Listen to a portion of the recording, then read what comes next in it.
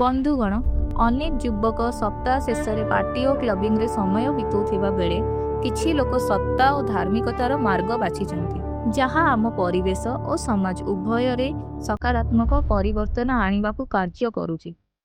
ଆମେ ବିଶ୍ୱାସ କରୁ ଯେ ସଫାସୁତୁରା ରହିବା ଈଶ୍ୱରଙ୍କ ନିକଟବର୍ତ୍ତୀ ଏବଂ ଆମେ କୋଲକାତାର ସୌନ୍ଦର୍ଯ୍ୟ ତଥା ପ୍ରାକୃତିକ ପ୍ଲାଷ୍ଟିକ ମୁକ୍ତ କରିବାକୁ ଶପଥ ନେଇଛୁ।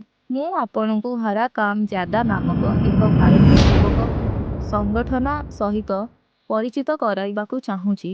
ଆମେ ମାନବ କଲ୍ୟାଣ ତଥା ପ୍ରକୃତିର ସୁରକ୍ଷା ପାଇଁ କାର୍ଯ୍ୟ କରୁ। ଆମେ ଯୁବକମାନଙ୍କ ମଧ୍ୟରେ ବ୍ୟକ୍ତିତ୍ୱ ବିକାଶ ଏବଂ ଆତ୍ମବିଶ୍ୱାସ ବଢ଼ାଇବା ଉପରେ ମଧ୍ୟ ଧ୍ୟାନ ଦେଇଥାଉ।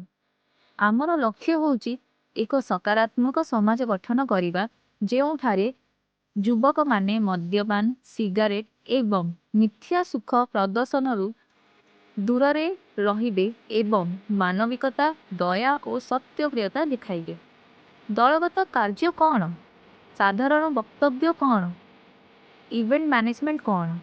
ଏସବୁ ଶିଖିବାକୁ ମିଳିବ ପ୍ଲାଣ୍ଟେସନ୍, ଖେଳ ଇଭେଣ୍ଟ, ଅନଗ୍ରାଉଣ୍ଡ ଗ୍ରୁପ ଆଲୋଚନା ଏବଂ ଆର୍ଟ ଓ ସ୍କିଲ୍ ଚ୍ୟାଲେଞ୍ଜ ଭଳି କାର୍ଯ୍ୟକ୍ରମରେ।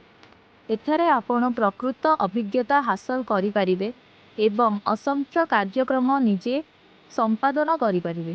ଆପଣଙ୍କ ଦୈନନ୍ଦିନ କାର୍ଯ୍ୟରୁ କେବଳ ସପ୍ତାହକୁ ଥରେ ଶନିବାର ଦିନ ମାତ୍ର 2 ଘଣ୍ଟା ସମୟ ବାହାର କରି ଆସନ୍ତୁ।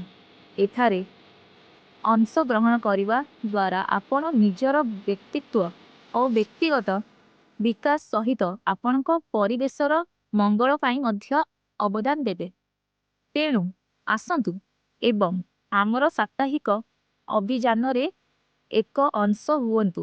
ଆପଣଙ୍କ ସୁନ୍ଦର ସ୍ମୃତି ଏବଂ ସକାରାତ୍ମକ ପରିବର୍ତ୍ତନ ଆଣିବାର ଇଚ୍ଛା ସାଙ୍ଗରେ ଆଣନ୍ତୁ। ଆମେ ଆପଣଙ୍କ ଏହି ଶନିବାର ଦେଖା କରିବାକୁ ଅପେକ୍ଷା କରୁଛୁ। ଭାରତୀୟ ଯୁବକମାନେ ସଠିକ ଦିଗରେ ବିକଶିତ ହେବେ। ଆମେ ମାତ୍ର ପ୍ରକୃତିର ସୁରକ୍ଷା ପାଇଁ। ଜୟ ହିନ୍ଦ, ଜୟ ଭାରତ। ଧନ୍ୟବାଦ। ପରିବାର ହରା କାମ ଜାଦା।